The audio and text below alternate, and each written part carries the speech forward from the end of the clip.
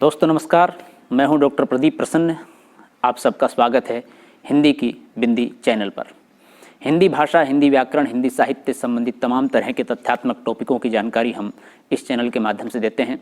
आइए आज नया टॉपिक कुछ सीखते हैं।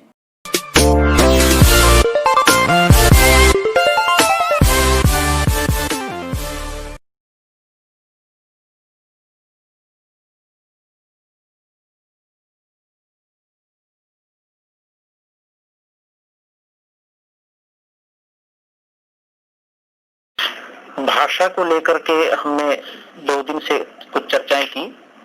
भाषा किसे कहते हैं, भाषा की परिभाषा क्या है, भाषा किस तरह से परिवर्तित होती है, भाषा का स्वरूप क्या है। आज हम ये जो मेन टॉपिक है इसको सिलसिलेवार तरीके से भाषा की परिभाषा, प्रकृति एवं विविध रूप, इसके 3 पक्ष हैं। इन तीनों पक्षों को एक एक दिन में आपको लिखवा करके पूर्णतः स्पष्ट करके इसको पूरा कर देंगे। 2 दिन में हमने सिर्फ व्यवहारिक आपको बताया कि भाषा क्या है।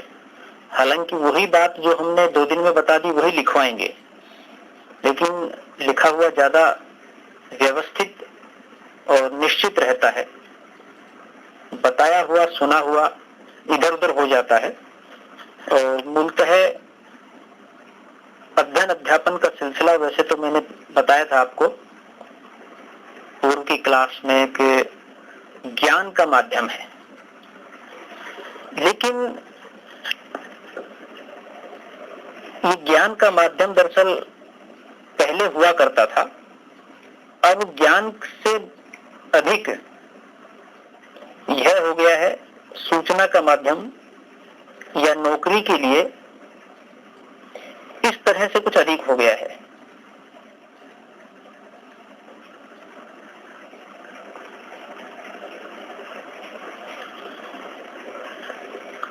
तो इसलिए ये लिखित में बहुत जरूरी है। अन्यथा अध्ययन अध्यापन पहले श्रुति के आधार पर निर्भर होता था। अर्थात आप जानते होंगे पहले कागज कलम ये थी नहीं, तो व्यक्ति अध्ययन अध्यापन के अलावा शेष चीजें सिर्फ याददाश्त के आधार पर, स्मृति के आधार पर संग्रहित करता था। एकत्रित करने के लिए उसके पास सिर्फ मस्तिष्क था और कोई उपकरण नहीं थे। आजकल तो पुस्तकें हैं, पुस्तकें भी अब एक तरह से उसका दूसरा रूप आ गया है। ये जो इंटरनेट है, ये गूगल बाबा जो है, ये हर चीज का संग्रह करने वाला एक भंडार बन गया है। इसके पास हर चीज है। हम जब चाहें, जहां चाहें वहां इसको खोल के बैठ जाते हैं और ये अपना ज्ञान बघाड़ने लग जाता है। लेकिन मूल बात यही है कि अब नई तकनीक में, नए युग में इन चीजों के साथ जुड़ना अनिवार्य हो गया है, क्योंकि कुछ समय पूर्व ये विकल्प के रूप में थी, अर्थात इनका प्रयोग आप करें न करें, लेकिन अब ये अनिवार्य हो गई है। संगीता भी आ गई है। तो संगीता, मैं बता रहा था कि आज आप कागज कलम लेके बैठे, हम कुछ चीजें लिखवाएंगे, नोट करवाएंगे, ताकि आपके पास सुरक्षित रहें वो चीजें।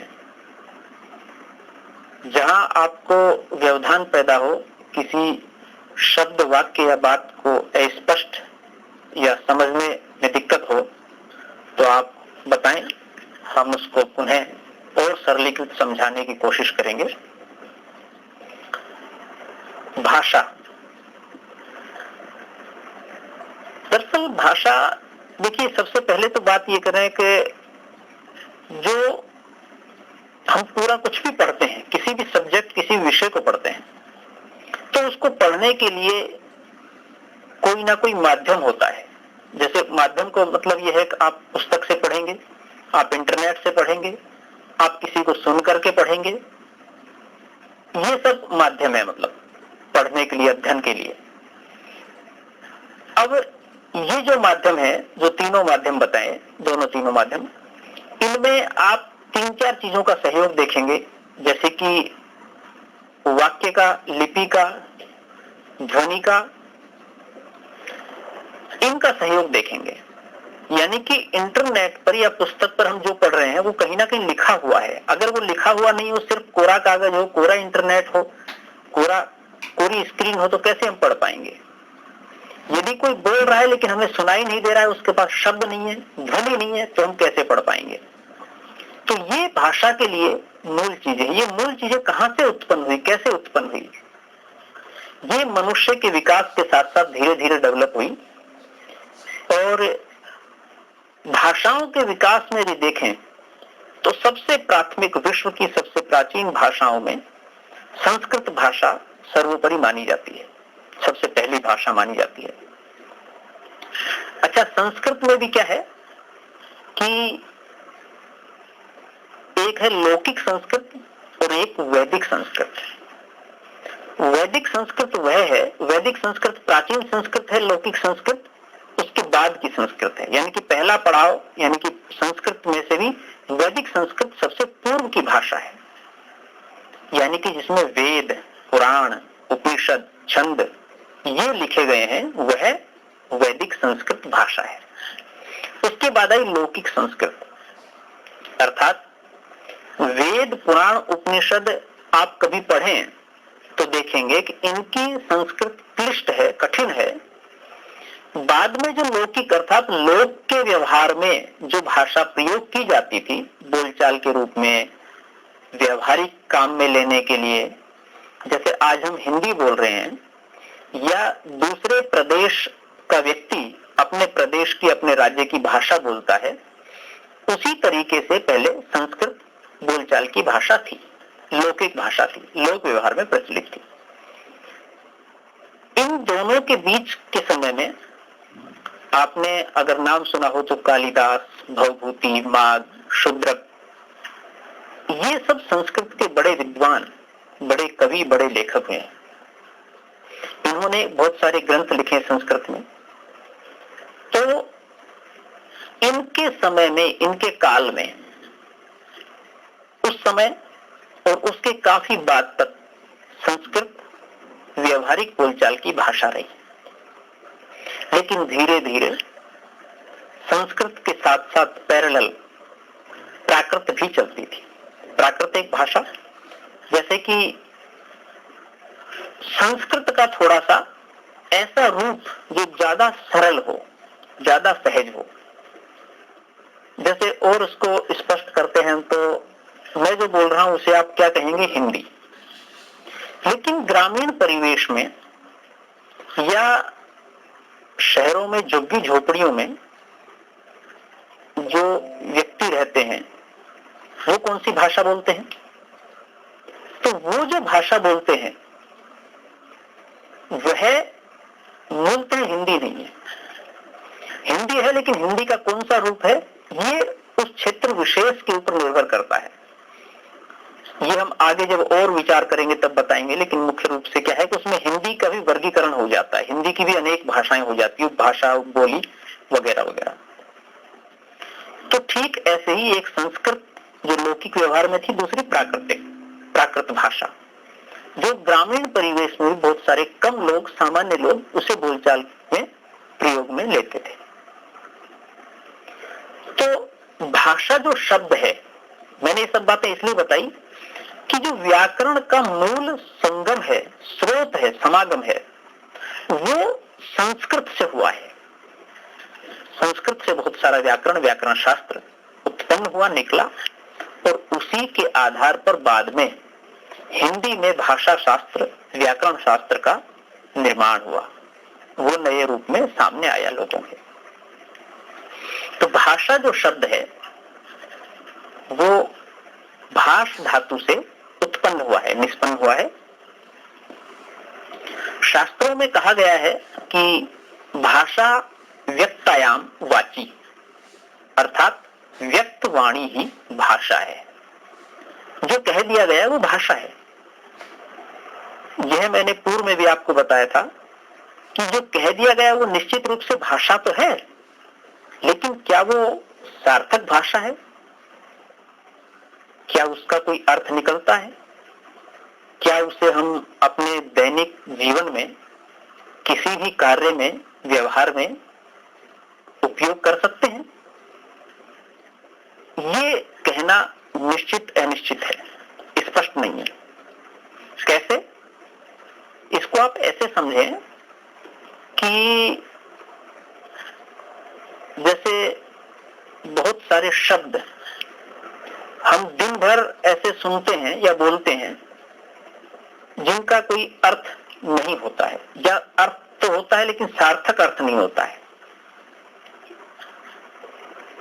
जैसे कि आपने सुना घड़ा, अब घड़े का उल्टा कर दीजिए आप, या डका कर दीजिए, या रग कर दीजिए घर का उल्टा, तो रग जो शब्द है, रग का अर्थ क्या हुआ? घर का अर्थ तो जिसमें कुछ लोग एक चार दीवारी मकान झोपड़िया चाहे जैसा हो उसमें रहते हैं, वो घर है। लेकिन रग का अर्थ क्या हुआ? कुछ नहीं।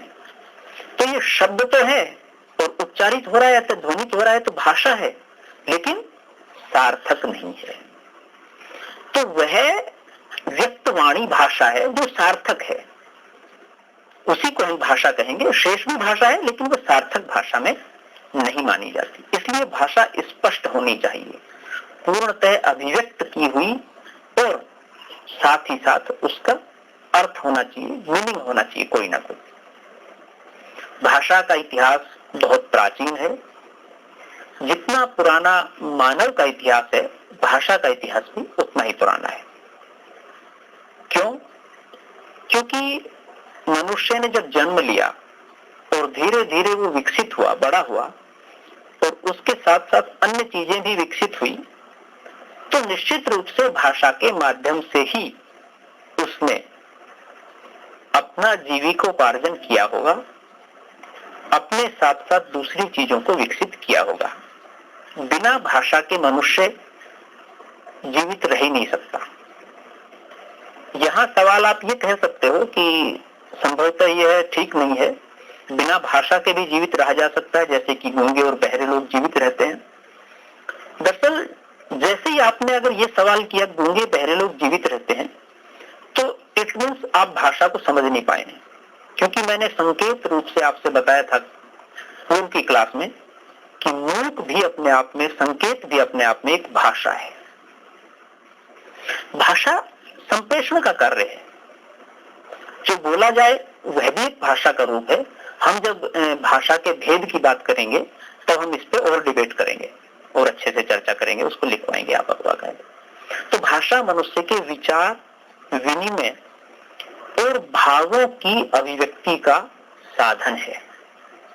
अर्थात आपके मन में क्या चल रहा है, आप क्या सोच रहे हैं, ये आप ध्वनित करके, शब्दों के माध्यम से ध्वनित करके सामने वाले को स्पष्ट करते हैं। भाव से तात्पर्य है जैसे कि एक बात आप बहुत सहज रूप से कहें, एक उसी को लहजा बदल के कहें। पीके फिल्म देखी है आपने? हाँ, तो पीके फिल्म में वो एक जगह जब जेल में बंद होता है आमिर खान, तो वो अच्छा शब्द को कई भावों में उच्चारित करता है। आपने अगर वो दृश्य याद हो आपको, तो देखिए उस अच्छा भूल गए, कोई बात नहीं, मैं बोल के बताता हूं आपको। जैसे कि सामान्यतः अब इसमें आप पकड़िए भाव क्या है। अच्छा, अच्छा, अच्छा।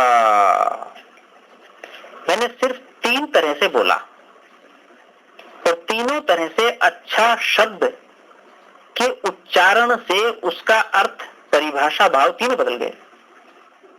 हम उस अच्छा शब्द का प्रयोग अलग अलग रूप में करते हैं।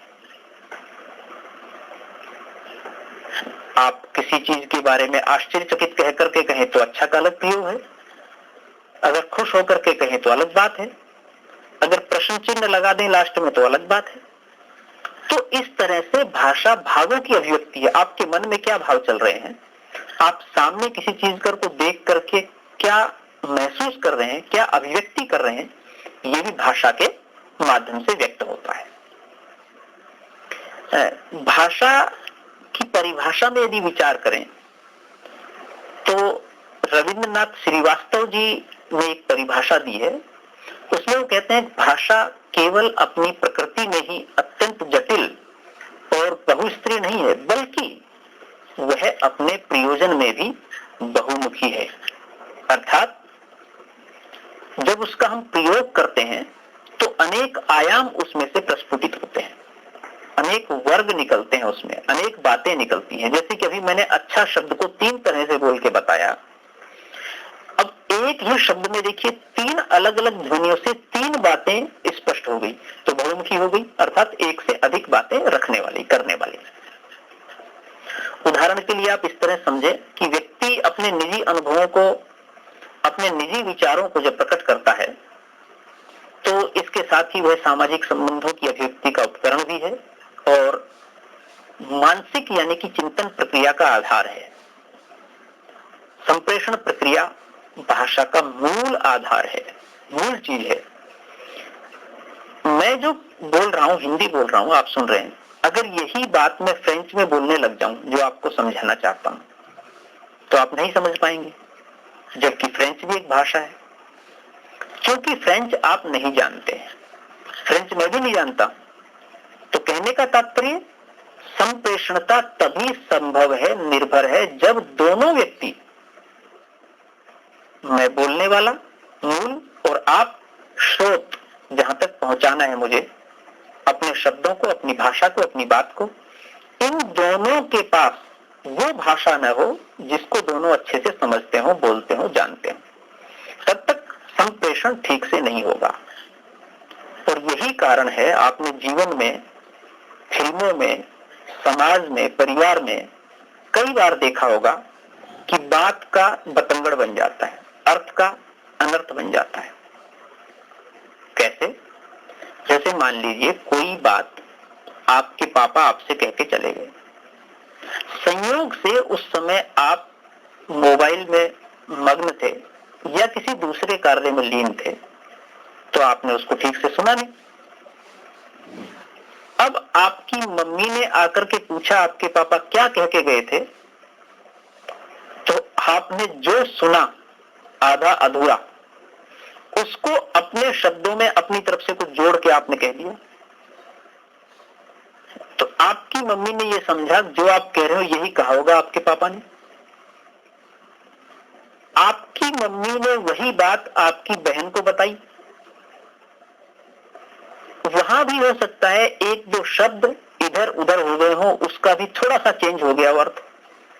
तो मूल बात जो आपके पापा ने बताई थी, आपकी बहन तक जो बात पहुंची वह बिल्कुल परिवर्तित हो गई, बदल गई, बात का बतंगड़ बन गया, कुछ का कुछ बन गया। तो यह संप्रेषणता की क्रिया, प्रॉपर हम बोले, प्रॉपर सुने और प्रॉपर कन्वे करें, एक से दूसरे तक उसको सर्व करें, पहुंचाएं, तो यह बहुत जरूरी है संरचनात्मक रूप से। अब हम आपको कुछ विशिष्ट विद्वानों की भाषा की परिभाषा जिन्होंने दी है उनकी लिखवा देते हैं। आप कागज कलम लेकर के बैठे हैं, मैंने पूर्व में बताया आपको। तो हिंदी के एक बड़े विद्वान हुए हैं, उनका हिंदी व्याकरण बड़ा ही चर्चित भी है, कामता प्रसाद गुरु। उन्होंने भाषा की क्या परिभाषा दी है आप लिख लीजिए, मैं धीमी गति से बोलूंगा। हाँ, मैं पुनः बोलूंगा और धीमी गति से बोलूंगा। कामता प्रसाद गुरु, कामता प्रसाद गुरु, इन्होंने भाषा की जो परिभाषा दी है वो यह है, भाषा वह साधन है भाषा वह साधन है जिसके द्वारा मनुष्य अपने विचार, जिसके द्वारा मनुष्य अपने विचार दूसरों तक भली भांति प्रकट कर सकता है, दूसरों तक भली भांति प्रकट कर सकता है,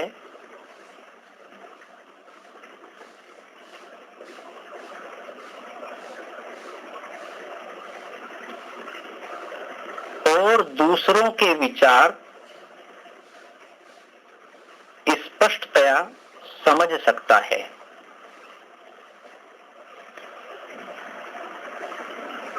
फिर से सुन लीजिए, कामता प्रसाद गुरु ने भाषा की परिभाषा इस प्रकार दी है, भाषा वह साधन है जिसके द्वारा मनुष्य अपने विचार दूसरों तक भली भांति प्रकट कर सकता है और दूसरों के विचार स्पष्टतया समझ सकता है।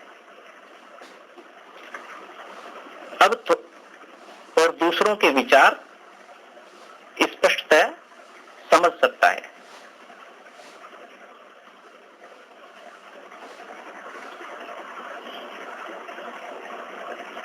नोट कर लिया जी। हाँ, हालांकि इसमें ऐसा कुछ विशिष्ट है नहीं समझाने की आवश्यकता, लेकिन फिर भी मैं एक दो बातें बता दूं कि भाषा एक साधन है, मूलतः साध्य नहीं है। कैसे कि मैं आपसे जो बताना चाहता हूं, मैं जो कहना चाहता हूं, वो भाषा के माध्यम से कह रहा हूं, लेकिन जो समझाना चाहता हूं वो आप समझ गए कि भाषा क्या है या कैसे अध्ययन करें या भाषा का विकास कैसे हुआ। ये भाषा एक माध्यम, एक साधन है। मैं मेरे विचार आप तक पहुंचा रहा हूं, आप अपने विचार मुझ तक पहुंचा रहे हैं, तो यही उसका मूल कार्य है, आदान प्रदान, स्पष्टीकरण, भली भांति एक दूसरे से। कामता प्रसाद गुरु ने यह परिभाषा दी है। आचार्य किशोरीदास जी ने जो परिभाषा दी है वो ये है, उसे लिखिए मत, फिर सुन लीजिए। विभिन्न अर्थों में सांकेतिक शब्द समूह ही भाषा है, जिसके द्वारा हम अपने विचार या मनोभाव दूसरों के प्रति बहुत सरलता से प्रकट करते हैं। जो बात कामता प्रसाद गुरु ने कही, बात लगभग वही है, शब्द बदल गए, थोड़ी सी बात अलग कह दी इन्होंने कहा कि विभिन्न अर्थों में सांकेतिक शब्द समूह ही भाषा है, अर्थात भाषा किसी एक शब्द से नहीं बनती, शब्दों के समूह से बनती है। अब वो सांकेतिक है कैसे कि मैंने पूर्व में आपको बताया, सांकेतिक, संकेत भी एक भाषा है, मौन भी एक भाषा है, इशारे भी एक भाषा है, शब्द लिखना बोलना ये तो भाषा है ही है। तो आचार्य किशोरीदास जी ये कहते हैं, सांकेतिक रूप से शब्द समूह में जो बात कही जाए उसके अनेक अर्थ हो सकते हैं, वो भाषा है जिसके द्वारा हम अपने विचार या मनोभाव दूसरों के प्रति बहुत सरलता से प्रकट कर सकते हैं।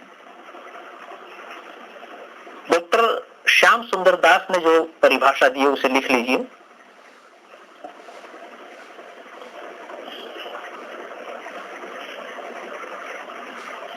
डॉक्टर श्याम सुंदर दास, इन्होंने जो भाषा की परिभाषा दी है वो ये है कि मनुष्य और मनुष्य के बीच, डॉक्टर श्याम सुंदर दास ने जो परिभाषा दी है वो है मनुष्य और मनुष्य के बीच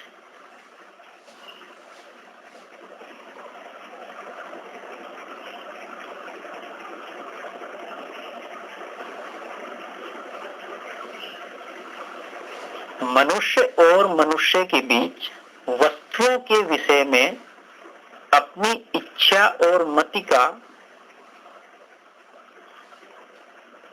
वस्तुओं के विषय में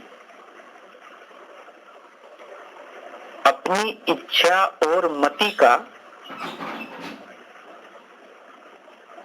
इच्छा और मति का, हाँ मति मतलब बुद्धि,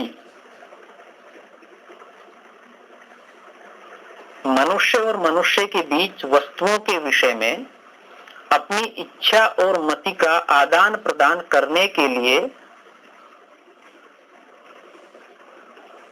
आदान प्रदान करने के लिए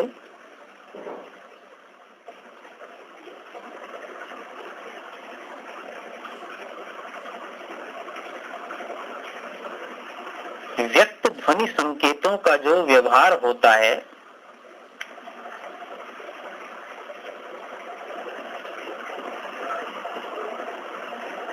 व्यक्त ध्वनि संकेतों का जो व्यवहार होता है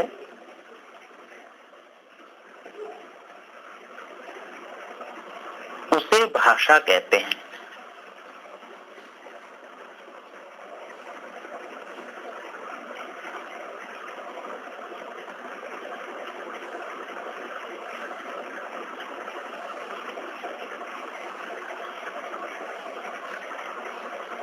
श्याम सुंदर दास ने जो परिभाषा दी मैं पुनः रिपीट कर रहा हूं। मनुष्य और मनुष्य के बीच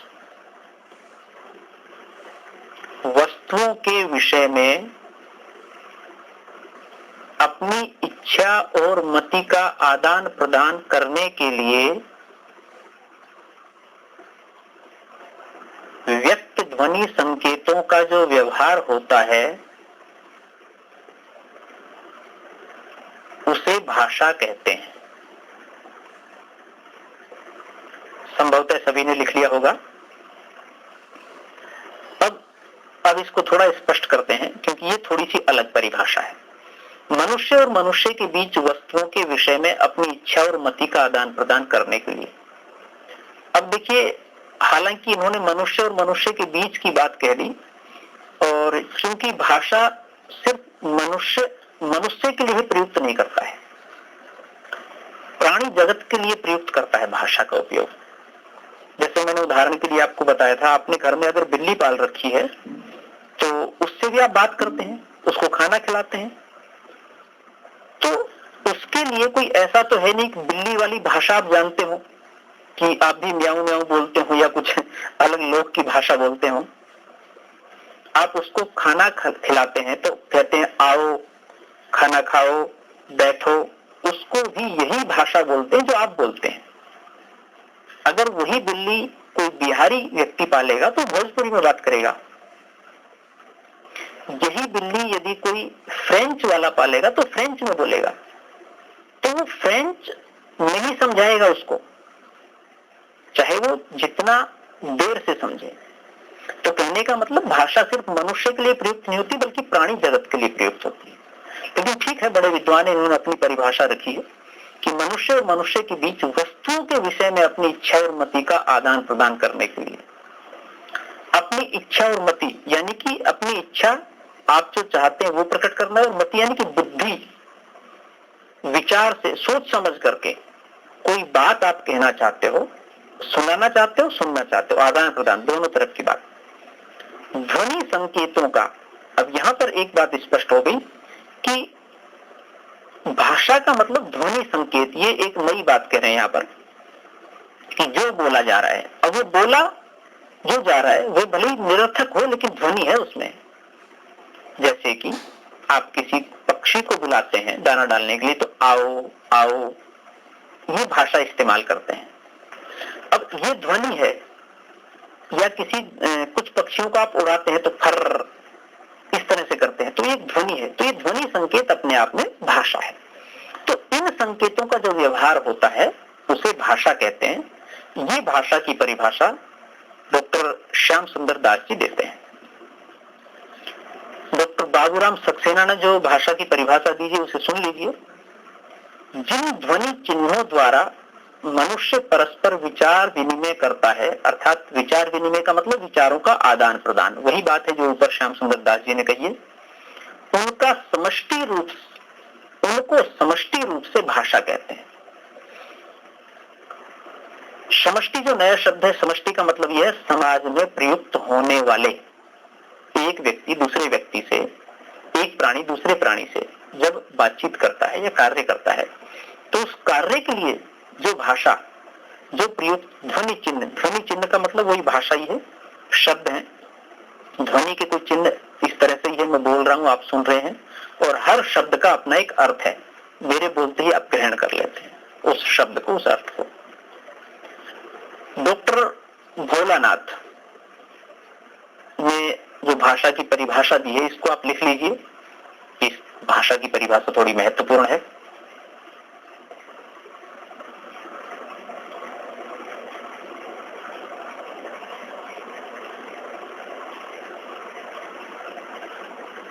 डॉक्टर भोलानाथ तिवारी ने भाषा की जो परिभाषा दी है वो ये, भाषा उच्चारण अवयवों से,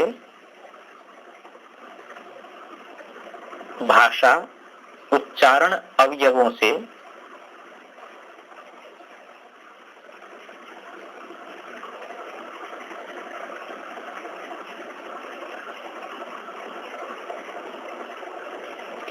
उच्चरित यादृच्छिक, या दे के नीचे कृष्ण वाला री, आधा च, छोटी छी और क यादृच्छिक।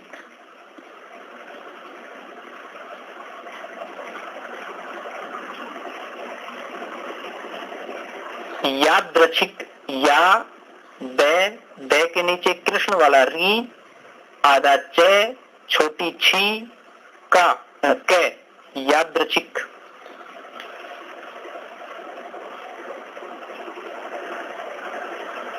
भाषा उच्चारण अवयवों से उच्चरित यादृच्छिक ध्वनि प्रतीकों की वह संरचनात्मक व्यवस्था है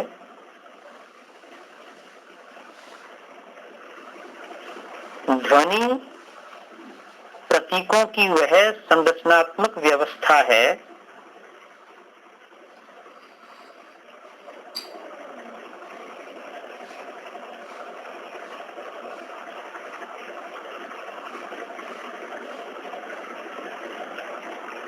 भाषा उच्चारण अवयवों से उच्चरित यादृच्छिक ध्वनि प्रतीकों की वह संरचनात्मक व्यवस्था है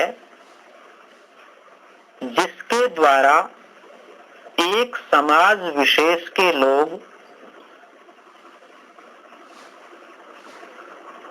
आपस में विचारों का आदान प्रदान करते हैं,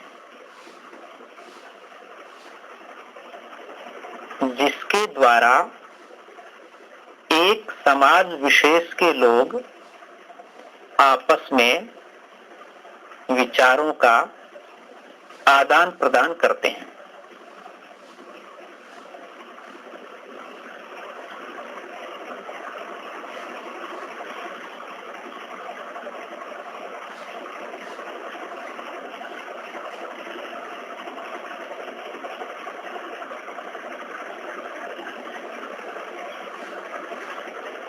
जी, तो डॉक्टर भोलानाथ तिवारी ने जो ये परिभाषा दी है कि भाषा उच्चारण अवयवों के, अर्थात जो भाषा कोई भी व्यक्ति बोलता है तो उसमें अनेक शब्द हैं, अनेक भाव हैं, उच्चारण अवयव हैं, छोटे छोटे बड़े बड़े अनेक तरह के, भिन्न तरह के।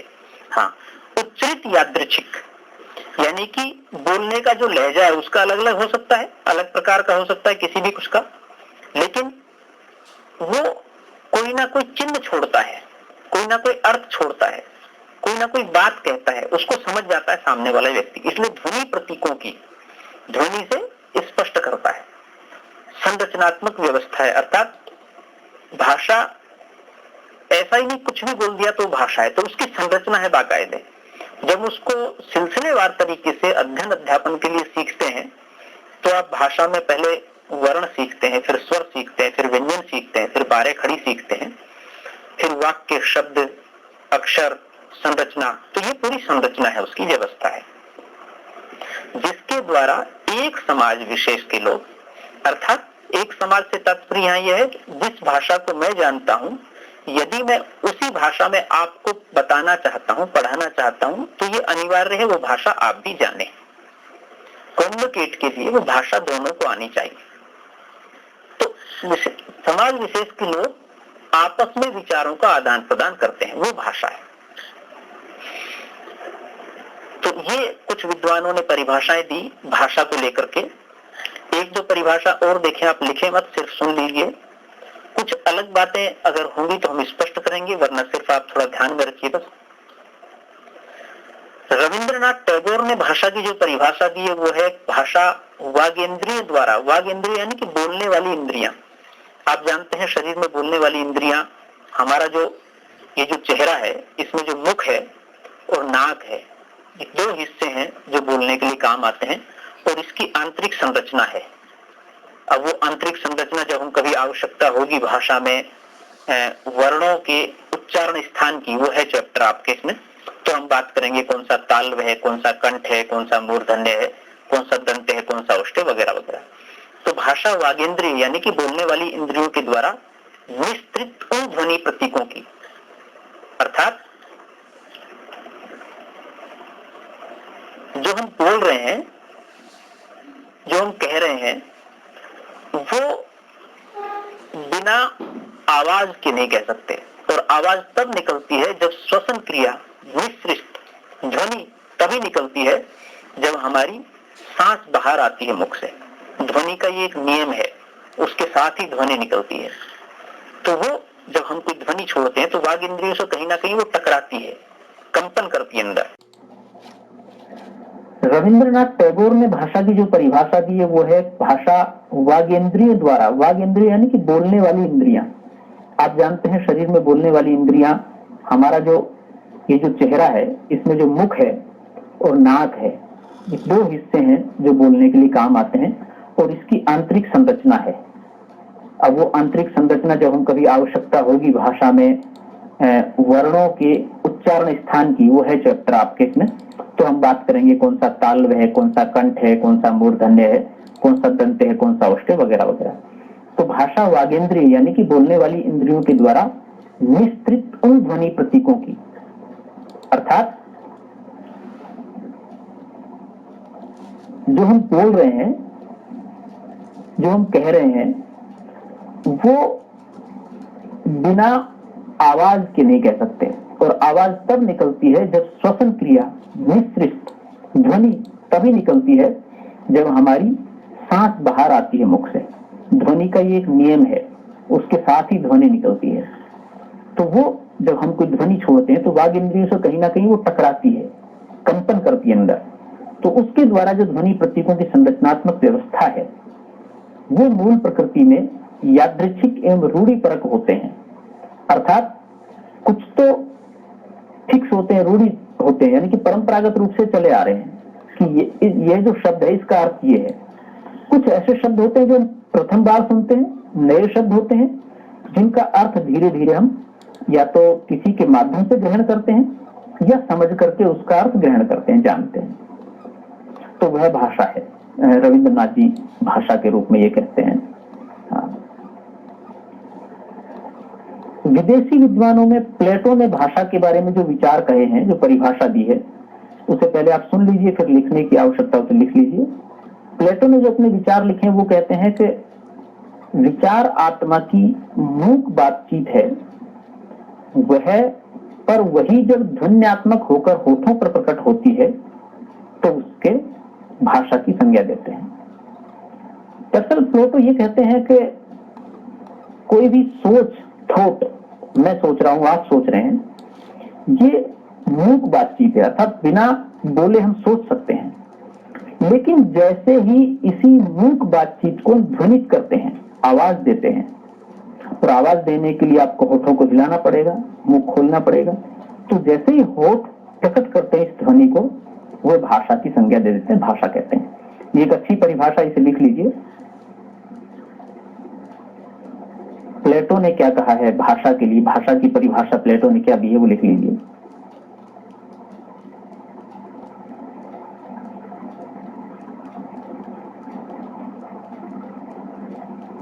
सभी नोट कर रहे हैं ना? हाँ ठीक है। पूजा काफी विलंब से आए हो आप आज? हाँ चलो कोई बात नहीं, समय का ध्यान रखिए। हम ये लिखने वाली जो आपको थोड़ी दुविधा हो रही है, मान लीजिए इसमें गैप आ रहा है, तो उसका एक समाधान हम सोच रहे हैं अभी।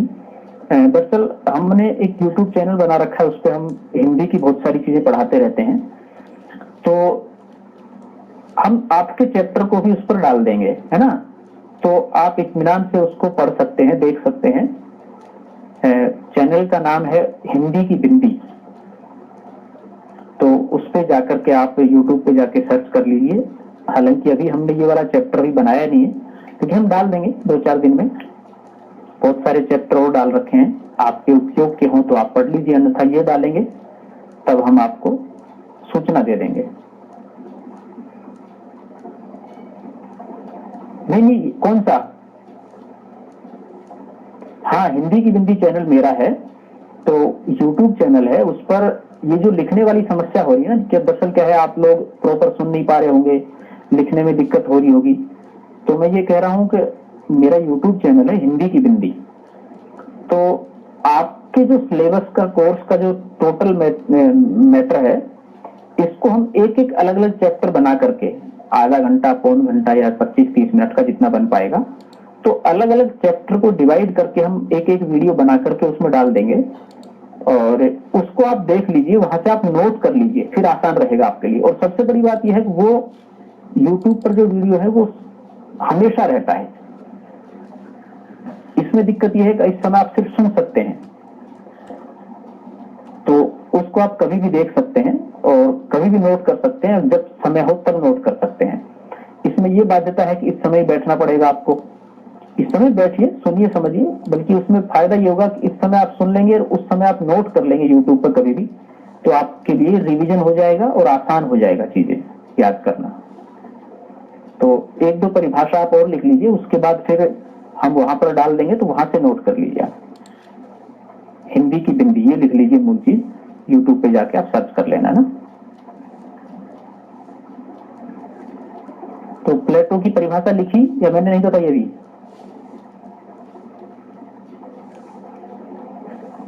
लिखिए। प्लेटो ने जो भाषा के लिए परिभाषा दी है वो ये है, प्लेटो कहते हैं कि विचार आत्मा की मूक बातचीत है। विचार आत्मा की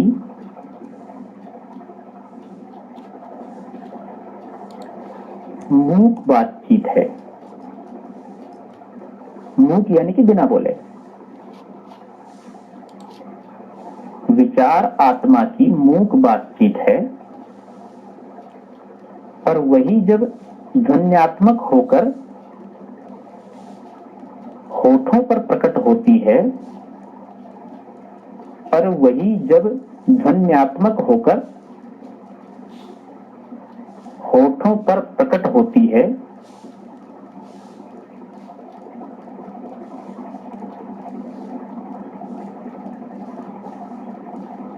उसे भाषा की संज्ञा देते हैं।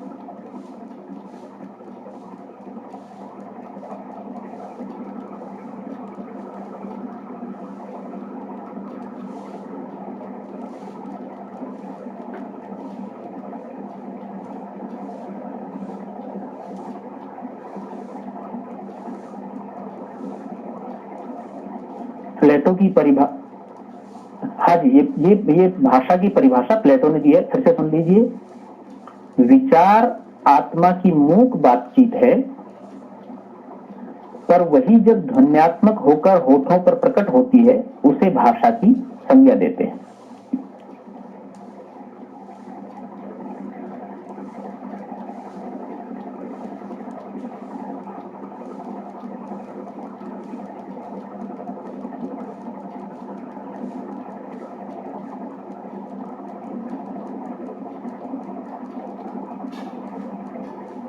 सभी ने नोट कर ली होगी। तो प्लेटो का कहने का तात्पर्य है, जब तक शब्द ध्वनित होकर बाहर न आए तब तक वह मूक बातचीत है आत्मा की, और जब वो बाहर निकलते हैं तब वह मूलतः भाषा का रूप ग्रहण कर लेते हैं, वो भाषा हो जाती है। यहाँ पर प्लेटो जो कहते हैं वो भाषा को सार्थक निरर्थक के रूप में नहीं देखते हैं, वो सिर्फ ये कहते हैं जो बोला गया है वो भाषा है, और ये सही बात है, जो बोला जाए वो भाषा है। अब वो भाषा विद्वान डिसाइड करता है कि ये भाषा सार्थक है, निरर्थक है, उपयोगी है, अनुपयोगी है, व्यवहारिक है या नहीं है, अर्थात उसको काम में लिया जा सकता है, नहीं लिया जा सकता। विदेशी विद्वानों में मैक्स मूलर ने जो भाषा की परिभाषा दी है उसे आप सुन लीजिए। मैक्स मूलर के अनुसार भाषा और कुछ नहीं है, केवल मानव की चतुर बुद्धि द्वारा आविष्कृत ऐसा उपाय है जिसकी मदद से हम अपने विचार सरलता और तत्परता से दूसरों पर प्रकट कर सकते हैं, और चाहते हैं कि इसकी व्याख्या प्रकृति की उपज के रूप में नहीं बल्कि मनुष्यकृत पदार्थ के रूप में करना उचित है। अर्थात मैक्स मूलर ये कहना चाहते हैं कि जब मनुष्य को आवश्यकता लगी अपने विचारों को प्रकट करने की, तब उसने अपनी बुद्धि से, अपनी चतुराई से भाषा का आविष्कार किया, उपाय किया। अर्थात पहले बिना बोले काम चल रहा था, संकेतों से काम चल रहा था, लेकिन जब उसे आवश्यकता लगी तब उसने भाषा का आविष्कार किया, और इस भाषा के माध्यम से, भाषा की मदद से वह अपने विचार सहजता से, सरलता से, क्योंकि संकेत जो भाषा है दरअसल उसमें पूर्णतः स्पष्टता नहीं है, हर बात हम संकेत में नहीं कह सकते, समझा नहीं सकते। लेकिन बोल करके, भाषा के माध्यम से विचारों को सरलीकृत करके स्पष्ट समझा सकते हैं, दूसरे के सामने प्रकट कर सकते हैं। और ये भी चाहते हैं कि ऐसा ही वो हमारे साथ करे, अर्थात हमें भी वो अपने द्वारा बोली गई भाषा से किसी भी चीज को समझा सके, स्पष्ट कर सके। तो मैक्स मूलर भाषा के लिए ऐसा कहते हैं।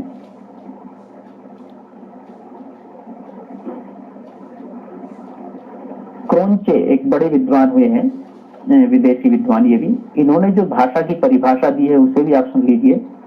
वो कहते हैं language is a articulate limited organised sound employed in experience, अर्थात भाषा उस स्पष्ट, सीमित तथा सुसंगठित ध्वनि को कहते हैं जो अभिव्यंजना के लिए नियुक्त की जाती है।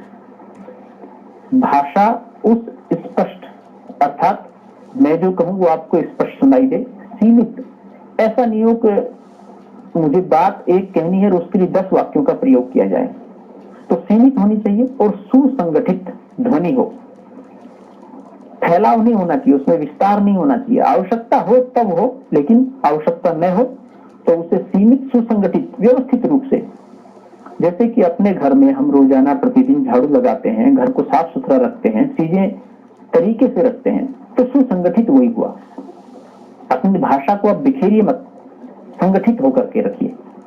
और वह अभिव्यंजना के लिए नियुक्त की जाती है। अभिव्यंजना अर्थात कोई बात बतानी हो, कहनी हो, स्पष्ट करनी हो, समझानी हो, तो बोलना हो, उसके लिए जब वो प्रयुक्त की जाती है तो वह भाषा है।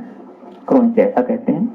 और काफी हद तक ये भाषा की एक सटीक परिभाषा कही जा सकती है। उन्होंने अच्छी परिभाषा दी है कि इस तरह से भाषा को व्यवस्थित करके हम समझ सकते हैं। तो ये मूलतः भाषा की कुछ परिभाषाएं हमने आपको बताई। इन परिभाषाओं में आपने मुख्य चीज जो देखी वो लगभग, मैंने पहले बताया कि भाषा की परिभाषा भले ही इन्होंने थोड़ी थोड़ी भिन्न भिन्न दी है सबने, हर विद्वान ने, लेकिन जो मूल बात है उससे इतर कोई नहीं है, उससे पृथक कोई नहीं है, सब सहमत हैं। सबने स्पष्ट रूप से उस बात को स्वीकार किया है। हाँ, भाषा मूलतः यह है, इसका ये उद्देश्य है, विचारों की अभिव्यक्ति के लिए, दूसरों को समझाने के लिए, दूसरों से समझने के लिए। जो ध्वनि संकेत हैं, जो मुख वीवर से, जो ओष्ठ से बाहर निकली गई ध्वनि है, वो भाषा है, उसे भाषा कहा गया है। एक परिभाषा आप चाहें तो इन सारी भाषाओं, इन सारी परिभाषाओं को पढ़ने के बाद मैं आपको लिखवा देता हूं, ये मेरी परिभाषा एक तरह से, और आप भी ऐसी ही परिभाषा अपनी गढ़ सकते हैं, अपनी बना सकते हैं। बस ये सारी परिभाषाएं ध्यान रखेंगे तो शब्द आपके अपने होंगे, भाषा आपकी अपनी होगी, भाव मूलतः वही होगा जो इन विद्वानों ने भाषा की परिभाषा देते हुए स्पष्ट कहा है, समझाया है। तो एक उपयुक्त परिभाषाओं के आधार पर जो परिभाषा हम सोच रहे हैं वो लिखिए आप।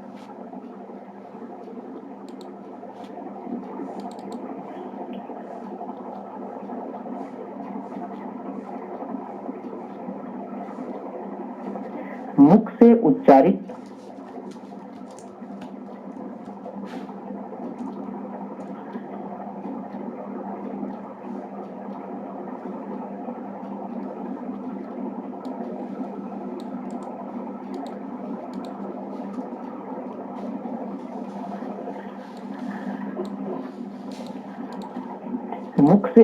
मुख से उच्चारित वे व्यक्त ध्वनि संकेत,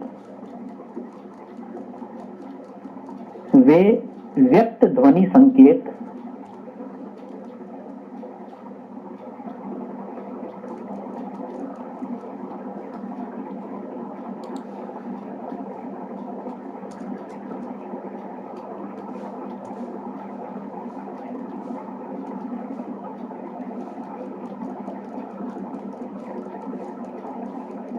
जो विचारों और भावों का आदान प्रदान करते हैं,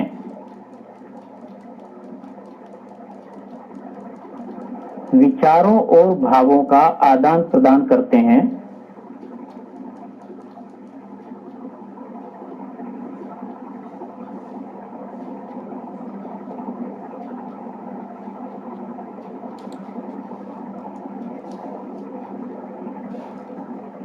मुख से उच्चारित वे ध्वनि संकेत जो भावों और विचारों का आदान प्रदान करते हैं उन्हें भाषा कहते हैं।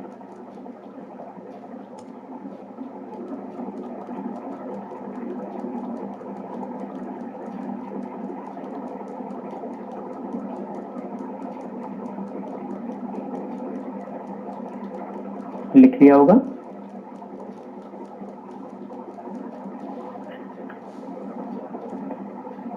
सभी ने लिख लिया, ठीक है। अब देखिए, ये जो परिभाषा यदि अभी आप मुझसे थोड़ी देर बाद पूछेंगे तो इसी परिभाषा को मैं बदल दूंगा। क्यों?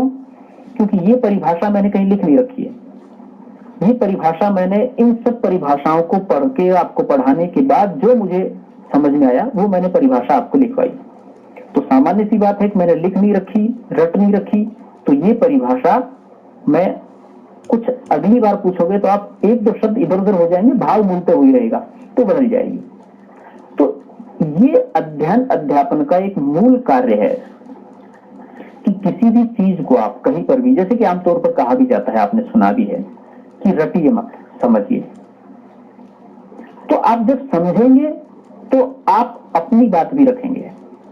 और समझने का कैसे पता लगेगा? आपने समझा है, आपने इस चीज को जान लिया, ये कैसे पता लगेगा? इसके लिए आपकी परीक्षा होगी।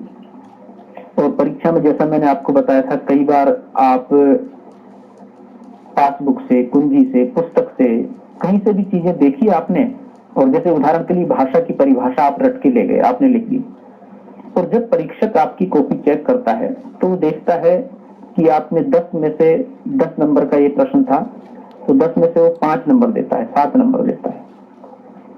आप सोचते हैं मैंने तो पूरा लिखा था, फिर इसमें से 10 में से 10 क्यों नहीं मिले? अच्छी परिभाषा थी, बिल्कुल आपने सटीक परिभाषा लिखी है, लेकिन क्या लिखी आपने? जो परिभाषा किताब में छाप दी वो आपने उतार दी। तो आपने क्या काम किया? आपने सिर्फ फोटोकॉपी मशीन के रूप में काम किया। फोटोकॉपी की जो मशीन होती है, जीरोक्स करती है, जो वो क्या करती है, उस पर जैसा आप रखोगे वैसा ही प्रिंट निकाल देती है। तो आपको तकनीकी रूप से कंप्यूटर नहीं बनना है, फोटोकॉपी की मशीन नहीं बननी है। कंप्यूटर पे आप कीबोर्ड पे पी लिखोगे तो पी ही छापेगा वो, एस लिखोगे तो एस, है लिखोगे तो है, न लिखोगे तो न। आप अपना मस्तिष्क लगाएंगे, अपनी समझ डेवलप करेंगे, तो उसके लिए अपनी परिभाषा खुद गढ़ेंगे। और ये कब होगा? जब आप समझेंगे। मैक्स मूलर ने क्या परिभाषा दी? यदि आपने रट लिया तो आप कभी नहीं समझ पाएंगे, लेकिन यदि आपने ये समझ लिया, क्रॉन्चे ने, मैक्स मूलर ने, प्लेटो ने, श्याम सुंदर दास ने, कामता प्रसाद गुरु, बहुत सारे विद्वान, हरदेव बहारी, बहुत सारे विद्वान हैं, इन्होंने क्या परिभाषा दी है भाषा की, इनको यदि समझ लिया तो आप निश्चित रूप से अपनी परिभाषा, हाँ, अगर सवाल ये आता है प्लेटो की परिभाषा क्या है, तो आपको वही लिखनी है जो प्लेटो ने दी है, उसमें चेंज मत कीजिए। वो रटनी पड़ेगी, निश्चित रूप से रटनी पड़ेगी, समझने के साथ साथ रटनी पड़ेगी, क्योंकि वहां पर परीक्षक आपने क्या समझा ये नहीं जान रहा है, वहां पर सिर्फ ये जान रहा है कि आपने प्लेटो की परिभाषा याद किया नहीं कि, सिर्फ इतना जान रहा है वो। याद करने वाले सवाल ये हैं, और समझने वाले जहां ये सवाल हो, भाषा की परिभाषा लिखिए, अपने शब्दों में भाषा की परिभाषा लिखिए, या अपने शब्दों में ना हो, सिर्फ भाषा की परिभाषा लिखिए, इतना आता है तो भी आप अपनी वाली परिभाषा लिखिए, नई गढ़िए। जब आप नई गढ़ेंगे, नई परिभाषा अन्वेषित करेंगे, तो आप में से पता नहीं ऋषभ कह रहा था, हरीश कह रहा था कि मैं आगे पीएचडी करना चाहता हूं, या कोई बात नहीं, भले पीएचडी ना करे, लेकिन यही रिसर्च है। आप नया खोजना, रिसर्च यानी कि पुनः खोजना, जो पहले से मौजूद है लेकिन आपने सर्च किया है, खोजा है, तो ये जो आपने खोजने की प्रकृति आपने डेवलप कर ली, तो यहीं से आप नई चीजें गढ़ने की कोशिश करने लग जाएंगे, नई चीजें सोचने की कोशिश करने लग जाएंगे। तो खैर, ये भाषा की परिभाषा का चैप्टर, परिभाषा का पूरा हुआ। कल हम बात करेंगे भाषा की प्रकृति क्या है, और समय रहेगा तो उसके विविध रूप, इन दोनों टॉपिकों को पूर्ण कर देंगे। और यदि समय कम रहा तो हम सिर्फ भाषा की प्रकृति के बारे में स्पष्ट करेंगे, अगले कालांश में विविध रूपों को लेकर के, उसके भेद को लेकर के पूरी बातचीत कर लेंगे। तो लिखने वाली समस्या का मैंने आपको बता दिया, हिंदी की बिंदी चैनल को आप सब्सक्राइब कर लेना, उसको तलाश लेना।